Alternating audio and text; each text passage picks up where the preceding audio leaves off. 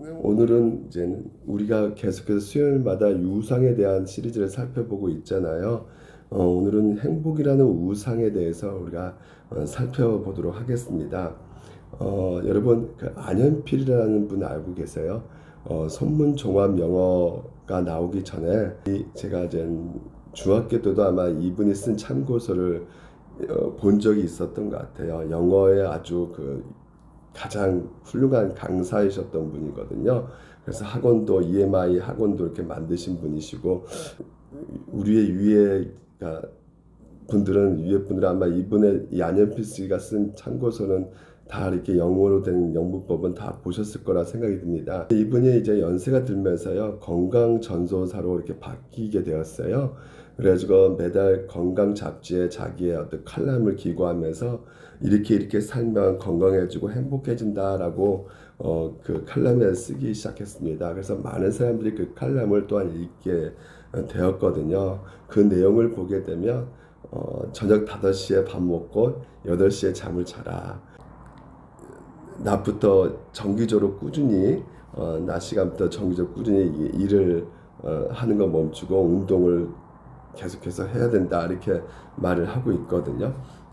그래야지만이 너희들이 건강해질 수 있고 자기는 이렇게 하고 있기 때문에 오랫동안 그 장수할 수 있는 기네스북을 세울 것이다 이렇게 말을 했어요. 아주 호언장담했습니다. 이분이 이렇게 자기가 장수해서 기네스북을 세우겠다고 호언장담했던 이분이 그리고 이렇게 건강해야지만이 우리가 정말 행복을 누릴 수 있을 것이다라고 말했던 이분이 86살 때 교통사고로 이제는 그 후유증으로 이제 죽게 됩니다. 저는 그래서 이 건강한다고 해서 행복해지는 것도 결코 아니라는 것을 또 알게 되고요. 또 어떤 사람이 일이 잘 풀려야지만이 행복해진다라고 생각하는 분도 계세요. 근데 일이 잘 풀려지면 과연 또 그것 또한 행복해지는 것인가? 여러분, 우리 인생을 살펴보면 일이 잘 풀리지 않는 끝없는 여정인 것은 여러분 다 알고 계실 거예요. 일이 잘 풀리는 것이 행복이라고 생각하면 아마 평생 우리가 불행하게 살게 될 것 같아요. 또 어떤 사람은 맛있는 음식을 먹는 것이 가장 행복한 것이다 라고 말하는 분도 계신데 병원에 가보니까요 돈이 아무리 많이 있는 분도 병문안 오신 분은 맛있게 먹는데 자기는 환자라서 음식을 제대로 못 먹는 모습도 봤거든요. 그러니까 자꾸만 우리는 뭔가를 일을 잘 풀려야지만이 된다. 아니면 뭔가 잘 맛있는 걸 맛있는 것을 먹어야지만 행복해진다. 이렇게 생각하는 경우가 많이 있는데 우리 육체는 언젠가 쇠퇴해지게 돼요. 그렇기 때문에 이것은 결코 행복이라고 말할 수가 없는 것이죠. 행복은 삶의 절대적 의미 속에서 둥지를 트는데 인간의 삶의 절대적 의미는 바로 하나님과 바른 관계 속에서 많이 이게 주어진다는 것이에요. 그래서 오늘 행복이라는 우상을 우리가 좀 살펴볼 필요가 있는 것이 이 행복에 대한 정의, 성경에서 말하는 정의가 무엇인가를 우리가 살펴봐야지만이 내가 얼마나 행복이라는 우상을 내가 섬기고 있는지를 볼 수가 있을 것 같고요. 또한 이 행복이라는 것에 대해서 우리가 1차적인 어떤 행복 그리고 부차적인 행복에 대해서 살펴봄으로 말미암아 이걸 잘 구분해 가지고 우리가 분별했으면 좋겠고요. 그러니까 또한 어떻게 해야지만 우리가 정말 이 행복이라는 우상을 우리가 조금이라도 달리 생각할 수 있겠는가 적용점을 우리가 살펴보도록 하겠습니다. 먼저 오늘 말씀 본문을 보게 되면 하나님께서 너희 행복을 위해서 내가 너에게 명하는 이 율법과 계명을 지키라고 이렇게 말씀을 하셨다는 것이죠. 그러니까 행복을 위해서 너희들 계명을 지켜야 된다 이렇게 말씀을 하고 계심을 보게 됩니다. 여러분 하는 말씀 여러분 행복해집니까? 지키면요 순종하면 행복해질까요? 여러분 이게 개념이 다 다른 것 같아요. 여러분 나름대로 행복의 개념을 다 갖고 있는 것 같아요. 그래서 예수 믿으면 복 받을 것인가? 행복해질 것인가? 예스예요. 물론 맞습니다. 근데 어떤 의미에서 그렇죠. 근데 어떤 의미에서 또 그렇지 않을 수가 있다는 것이죠. 어떤 의미에서 그렇지 않을 수가 있냐. 행복에 대해서 어떤 조건적인 어떤 생각을 하게 될 때 그렇지 않을 수가 있게 되는 것이죠. 다시 말해서 행복의 조건이 사랑하는 배우자, 속썩이지 않는 남편, 자식, 아니면 또 월급 많이 주는 직장, 아니면 뭐 건강, 어떤 성공적인 어떤 부, 또 아니면 저 같은 경우는 교회가 커지고 또 성도수가 많이 몰려오고 이런 거 되면 행복해지지 않을까라는 생각을 하게 되는 것이죠. 이것이 만족되면 행복해진다. 과연 행복해지는 것일까요? 우리는 이런 것들이 만족되면 행복해진다고 생각을 많이 한단 말이죠. 근데 오늘 과연 하나님께서 오늘 신명의 말씀 가운데 내가 오늘 너의 행복을 위하여 이 행복이 바로 그런 행복일까라는 생각을 우리가 생각해 봐야 된다는 것입니다. 그러면 너희 행복을 위하여 이 의미가 무엇이겠을까요? 바로 여러분 오늘 우리의 신앙생활 가운데 가장 중요한 것은 내가 뭔가를 했다는 것이 아니죠. 그렇습니다. 내가 예배를 드리고 있다. 내가 어떤 지금 현재 헌금을 하고 있다. 행위에서 내가 확인한 수준이 아니라 우리가 하나님과의 그 신앙생활 가운데 확인할 수 있는 것은 친히 하나님께서 나하고 만나주는 것이죠. 하나님과 나와 함께하고 계심을 볼 수가 있는 것입니다. 다시 말해서 복음의 능력, 예수 그리스도 안에 있는 그 능력을 내가 정말 경험하고 있는 것인가라는 것이죠. 그러니까 우리가 하나님과의 그 교제, 하나님과 함께 하심, 하나님의 만남을 깊게 생각을 하지 않는단 말이죠. 내가 어떤 행위로만 내가 이렇게 헌금하고 있다, 내 예배 드리고 있다, 어떤 행위로만 우리가 생각하는 경우가 많이 있는데 실제적인 영적인 부분에서 정말 하나님과 내가 교제를 하고 있는가라는 생각을 우리가 하고 있느냐 이거죠. 성부, 성자, 성령 이 영광스러운 이 세 육격의 하나님께서 서로 교제하고 서로 사랑하고 그리고 서로 뜨거운 그 관계 속에서 완전한 행복을 누리셨던 것입니다. 그러니까 다시 말해서 우리가 하나님의 형상을 만들었다는 것은 그 삼위일격인 그 하나님의 형상이 우리 가운데 부어줌으로 말미암아 우리 또한 하나님에 대해서 우리가 어떻게 생각할 수밖에 없게 되는 것이냐.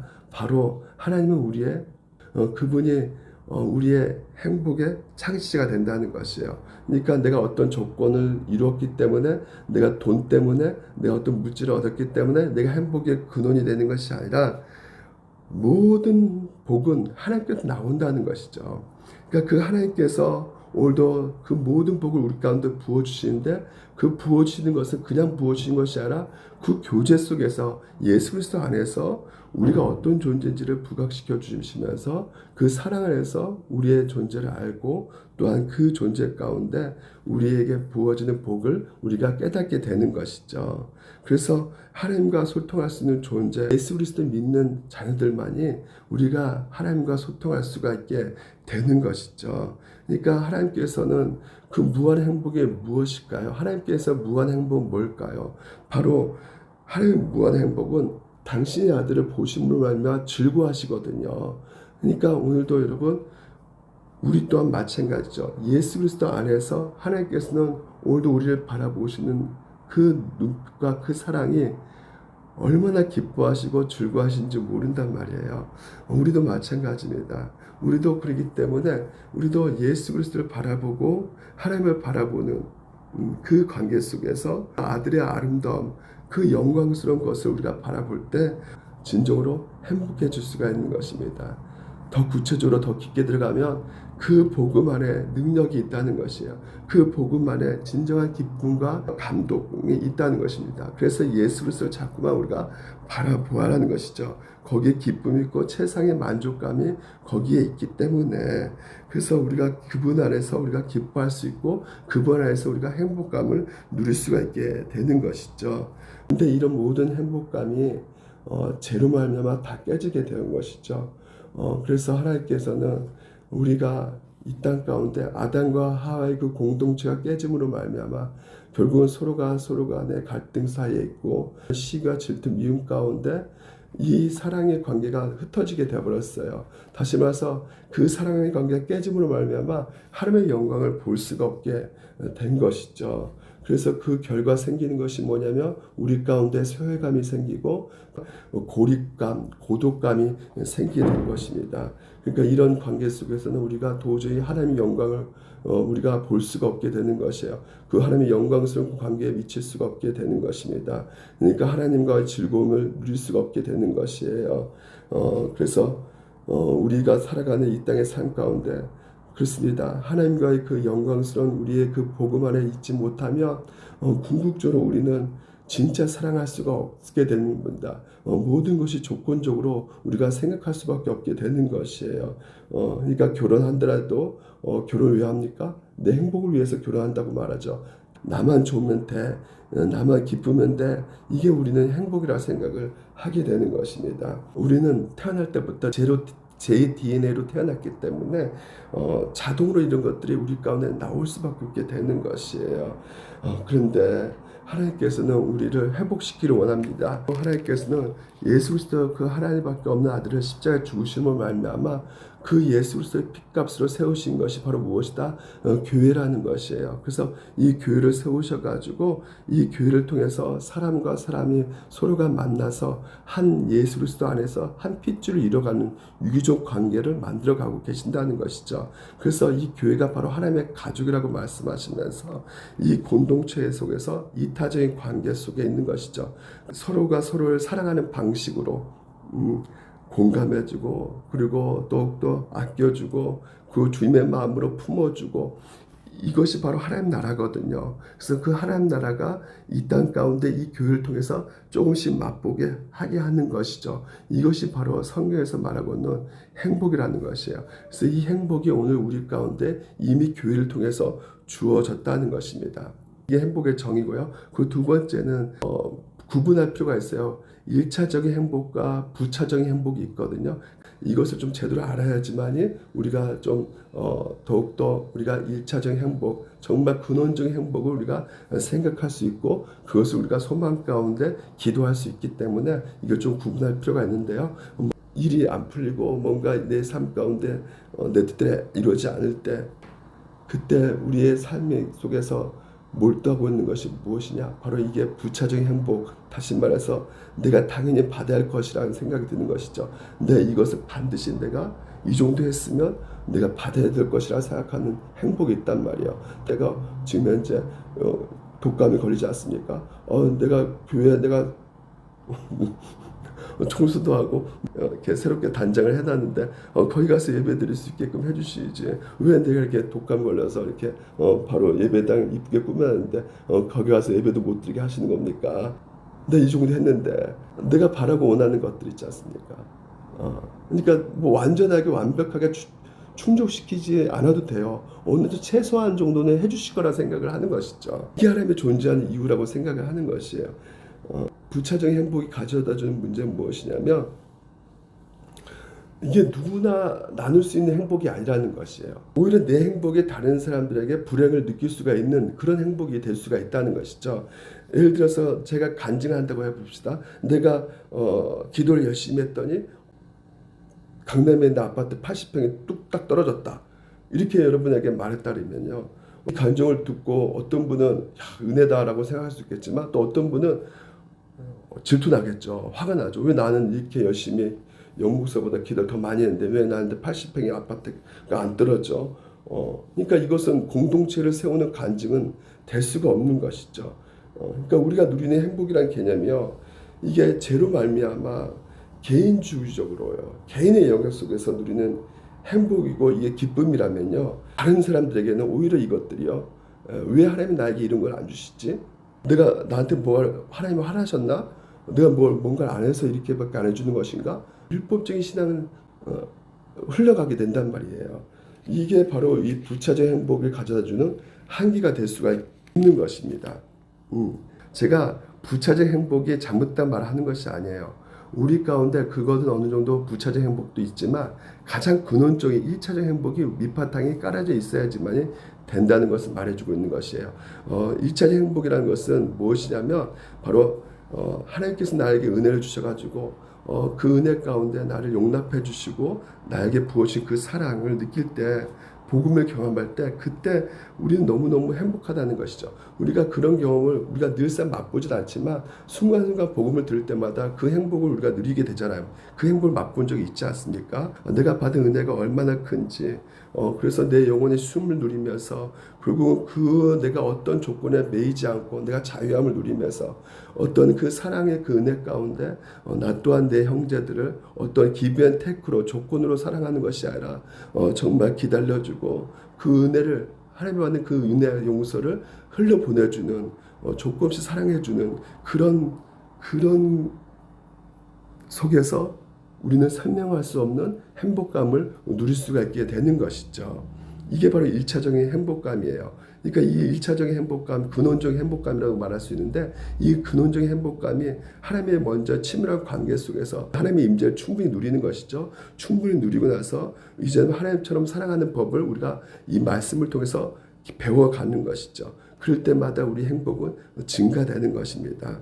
그래서 하나님은 사랑이시니라 그분의 사랑을 받으면서 나도 모르게 정말 그분의 사랑이 나도 모르게 나오게 되는 것이에요.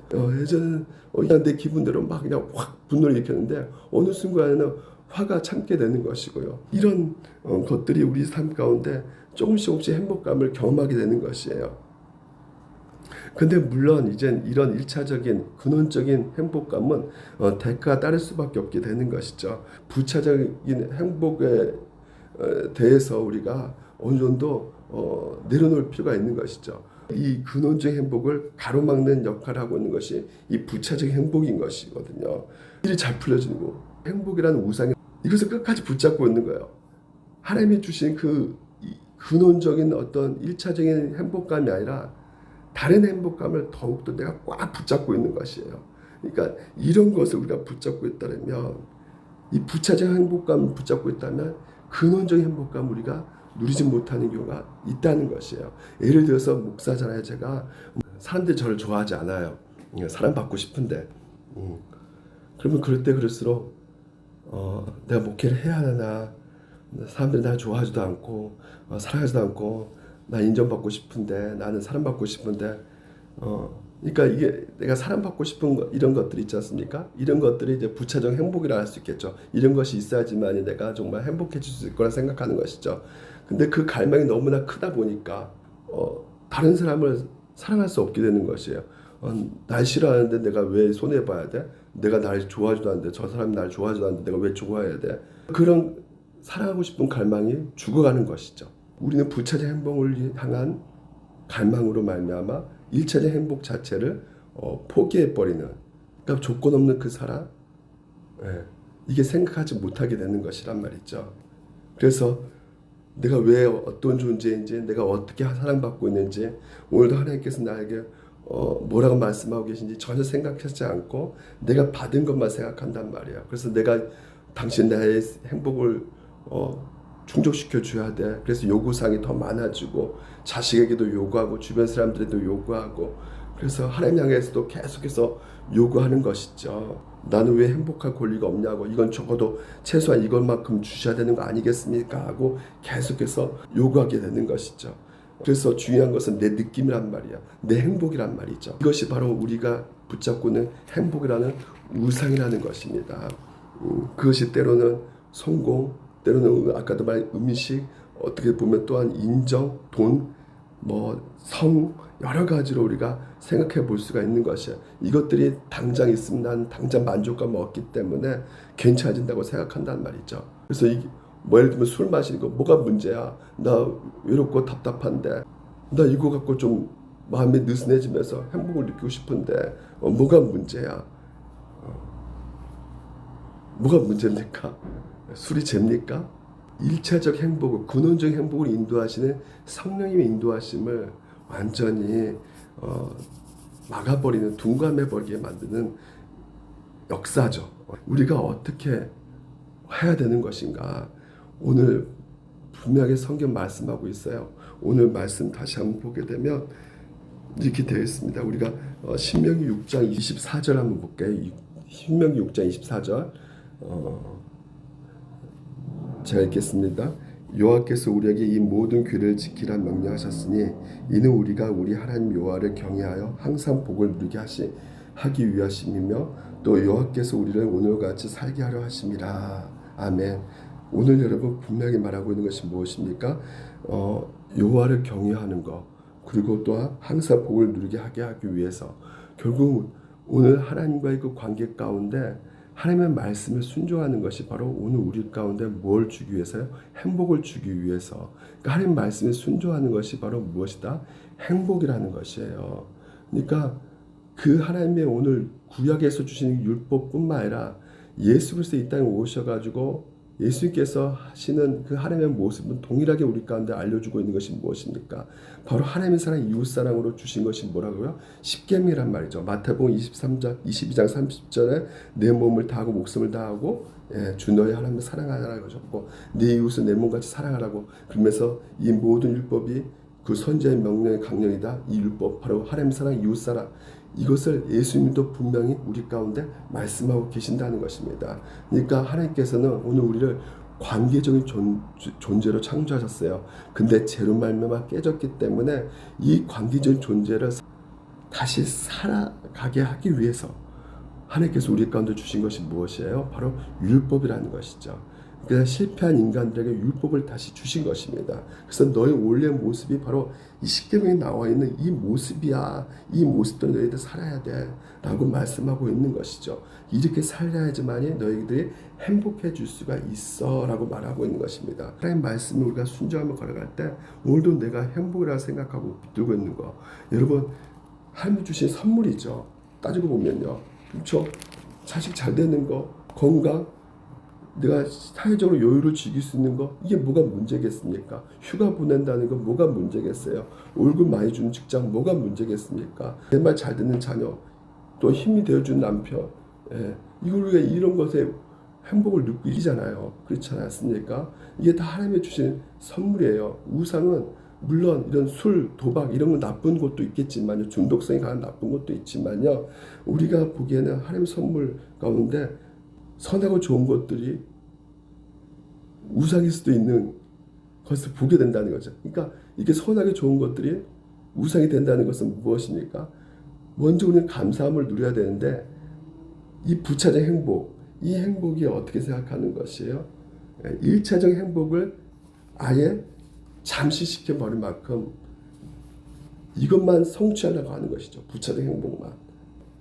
내 행복만을 위해서 하나님의 그 근원적인 1차적 행복을 무시해버리는. 그래서 하나님께서는 오늘 우리에게 말씀하고 계시는 것입니다. 부차적 행복은 한계가 있어요. 개인적이고 때로는 다른 사람들의 시기와 질투로 몰아가기도 합니다. 하지만 1차적인 행복감은요, 그렇지 않죠. 주변 관계들 가운데 더 깊이 사랑하는 관계로 확장시켜 나가는 것이죠. 우리 가운데 하나님께서 말씀하시는 것이 이겁니다. 우리가 근원적인 1차적인 그 사랑 안에서, 그 행복감 안에서 우리가 누리셔야 되는 것이고요. 그리고 그 다음에 부차적인 오늘도 우리에게 행복이 주어지는데 그 행복에 대해서 오늘도 여러분 감사함으로 누리셔야 되는데, 이것이 내 인생 가운데 완전히 아까 안현필 씨처럼 몰두해 버리는 것이죠. 몰빵하는 것이야. 내 인생이 전부 다 건강해야지만 행복하다. 이거 없으면 나는 불행해지는 거야. 이런 것들을 내려놓으시고요. 근데 이게 잘 안 되지 않습니까? 쉽지 않습니다. 그러기 때문에 우리가 늘상 어때요? 이런 말씀 가운데 내가 순종치 못한 그 실패와 연약함을 가지고 하나님 아버지 앞에 나아가는 것이죠. 기도하는 것입니다.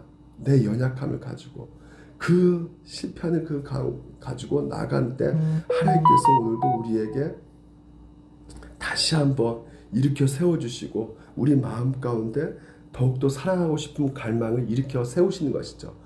그것이 바로 오늘 우리가 애통함으로 나가는 것이요. 내가 목마름으로 나가는 것이며, 하나님 나는 이렇게 연약합니다. 하나님 말씀 뻔히 이렇게 말씀하심에도 불구하고 이렇게 할 수 없는 나의 연약함이 있습니다. 하나님 나를 좀 어떻게 좀 도와주세요. 이렇게 하나님 앞에 나갈 때 이게 바로 배고픔이고 갈망함이고 이게 연약함이고 이 목마름 아니겠습니까? 애통함이고 이럴 때 하나님께서 오늘도 우리 가운데 역사하셔가지고 다시 한번 내 안에서 사랑하고 싶은 그 열망과 그 갈망을 다시 한번 우리 가운데 허락해 주신다는 것이죠. 우리 물된 동사교 모든 성도들 여러분 오늘도 우리에게 있어서는 행복은 시간의 공간에 따라서 그 의미가 달라지는 상대적인 것이 아닙니다.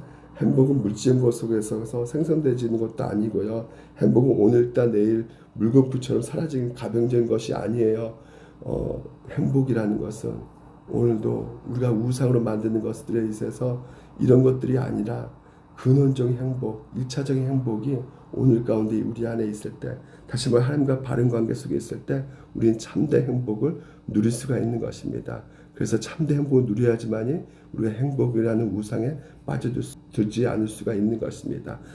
그 참된 행복, 일차적인 행복감을 누리시는 여러분 되시기를 주님 이름으로 축원드립니다. 기도하겠습니다.